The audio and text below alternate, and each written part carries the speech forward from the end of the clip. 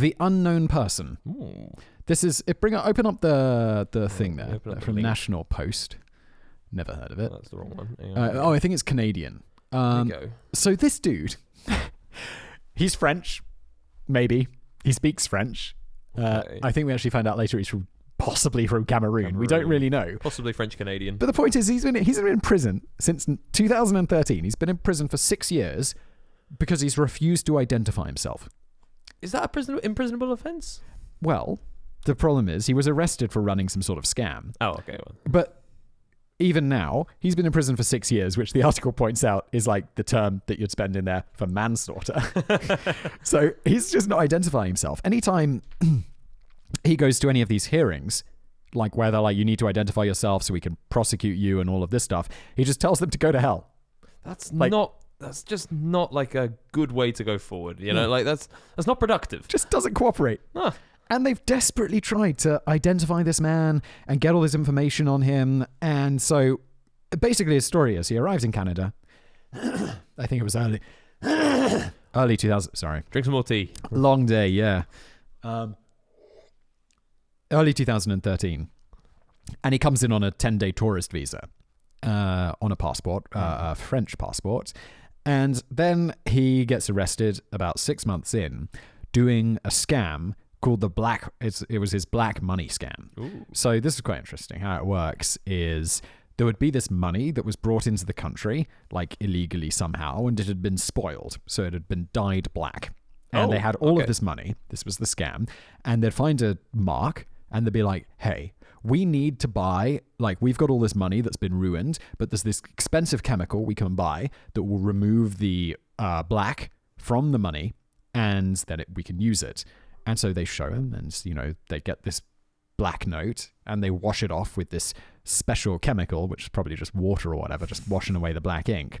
And then they're like, yeah, we need to buy more of this chemical, but we can't afford it. What we'll do is we'll split the money with you that we get from washing all this money. And there's this big pile of black money, except that there's only a few that are actually money and the rest are just covered in black. There's no magical chemical. So they get the mark to be like, okay, yeah, we'll do this together. We'll wash it all off. And then the guy who, you know, gave the con man the money for the chemical, and he's run off. So this guy gets arrested running the scam, which is kind of a clever scam, if a bit simple. And yeah, so that's how he got into prison. Never identified himself. Like I say, he was telling all these guys in the Canadian justice system to just go to hell whenever he was identified. Interpol get on this, right? So Interpol are like, let's get on the case. We'll figure this all out. It turns out that the passport that he came in on, so they thought he was French all the time, and he spoke French. It's Canada, so I guess they do as well. Yeah. And it turns out it's a fake passport, so that's not a great start. Interpol finally get a hit on his fingerprints. But then, and they think, okay, we've got it locked down. It's this dude. But then the problem is they look deeper into it, and it's like the fingerprints match multiple people. So they don't really know, like, which one of these people he actually is, if any. Because he's been no help. He's not like, oh yeah, you know, you got all of my false identities, or is this my real identity? No one really knows.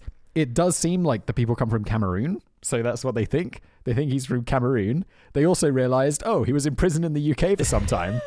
But the whole time, he was just in prison under a false identity. So they're like, we still don't know who he is.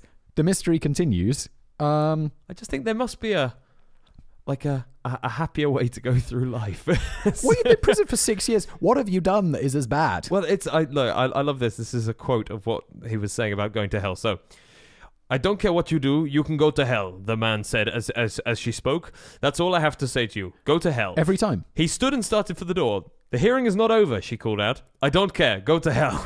He called out. It's just not helping. Like, you're in prison. But like, does he not want to go back to real life? Does he not want to experience what life has to offer? I don't know. It's kind of weird, right? Does he not want to play baby-foot? Does he not want to go out and, I don't know. Do what people from Cameroon, maybe. Possibly, maybe he could be from Haiti. He could be. Who knows? He could be from anywhere.